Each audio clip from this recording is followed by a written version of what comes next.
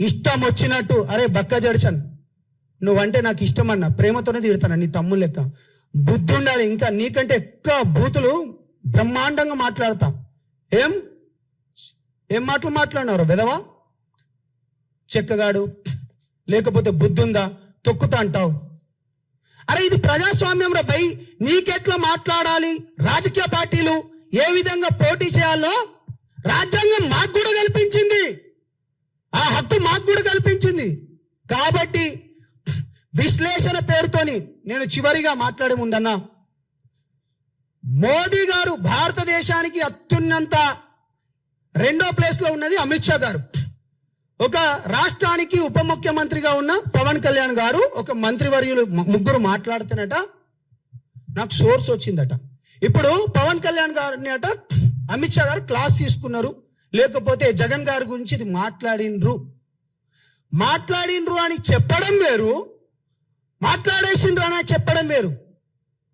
నేనేమంటున్నా, నువ్వు ఆల్రెడీ జరిగిపోయిందని చెప్తున్నా. నువ్వు పెట్టాలిగా, నువ్వు ప్రొఫెసర్ నాగేశ్వరరావు రిటైర్డ్.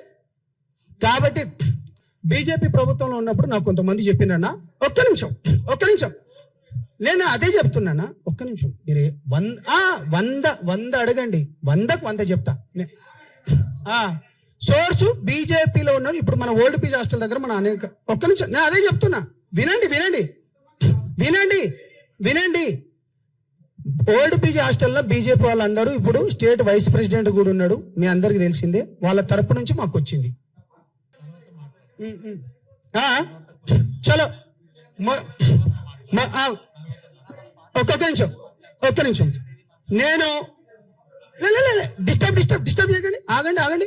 మీ ఒక్క నిమిషం మీరు బ్రదర్స్, మీకు గంటగా ఒక్క నిమిషం లైవ్ జరుగుతుంది.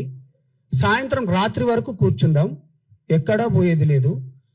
మీరు ఉండేది మన క్యాంపస్ దగ్గరనే, నేను ఉండేది మన క్యాంపస్ దగ్గరనే. వినండి.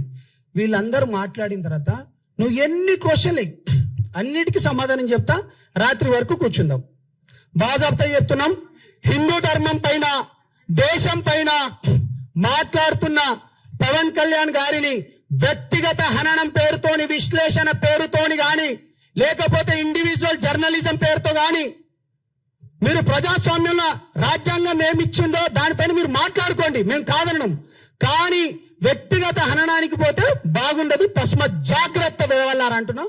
మిత్రుడు మన నందగిరి సతీష్ గారు మాట్లాడతారు, తెలంగాణ ఉద్యమంలో పనిచేసిన వ్యక్తి.